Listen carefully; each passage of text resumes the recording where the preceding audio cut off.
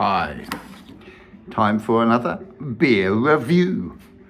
Well, I was in Dan Murphy at Mona Vale yesterday morning and having a look around, pick up some beer, and I saw one that was on special, $17 something for a 4-pack, and it's another one by Dainton Brewing, and they're the ones that made that beautiful hazy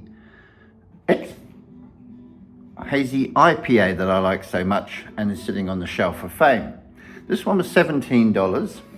It's a 5.5% ABV and it's a blood orange juicy IPA. And it says on the back, an explosion of juicy, hoppy, hazy fun. Everything you love about juicy IPAs with the citrusy twist of blood orange. This is a bold and hazy rye NEPA, in brackets, New England IPA with a subtly smooth finish, 18 IBU. And that's basically it. Of course, it's in Victoria, and it doesn't say whether there's blood orange in it, and I believe there might be from California blood orange if the review or the promotion that I read is to be believed. There's the can. It's quite exciting, isn't it? A big D. And that's basically it. Now it's at room temperature and we're in the middle of winter. So room temperature is pretty cold and I don't use a heater. So let's get it out into the glass. I just got home from Mona Vale, so it's been sitting in the car for a while. And I've just driven the 45 k's home from Mona Vale. 1 hour. Hazy. The glass is a bit dirty, I should say.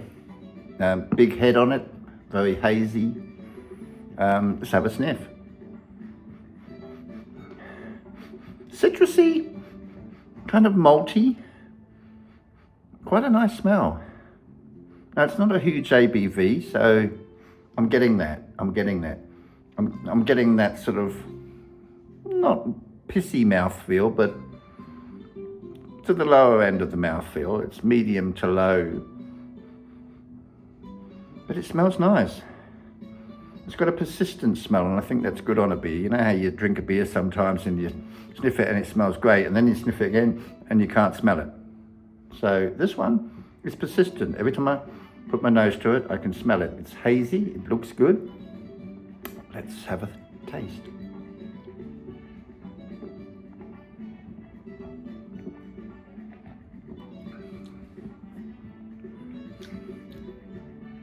Very citrusy, orangey.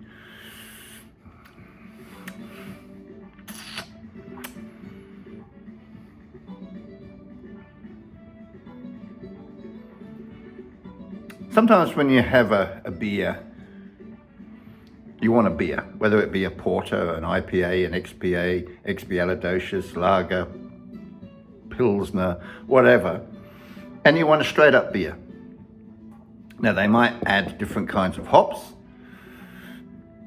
they might add different malts, but you want a straight up beer. You want the basic beer ingredients with a variation on the theme given by the various hops and malts.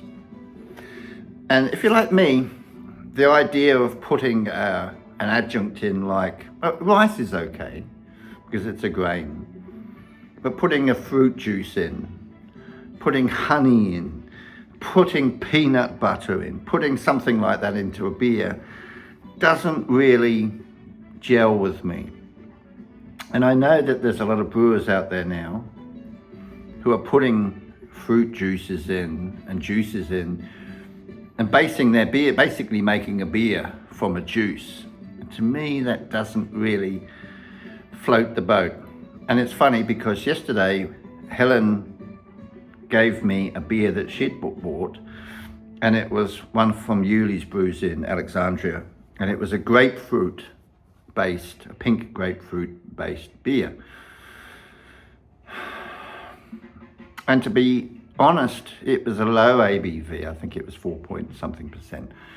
And to me, it was just pissy nothing. It didn't really, I mean, I had to try it because it was a Yuli's beer.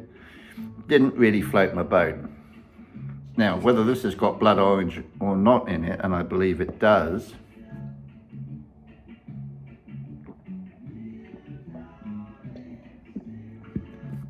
this is a fantastic beer. This is a fantastic beer. Bit surprised by the mouthfeel. It's got a good medium mouthfeel. It's got plenty of taste. There's that zing of the hops in there. There's that fruity note, but it's not overly sweet. It's well balanced. And you know the fantastic thing about this beer is it cost me about $17 for 4.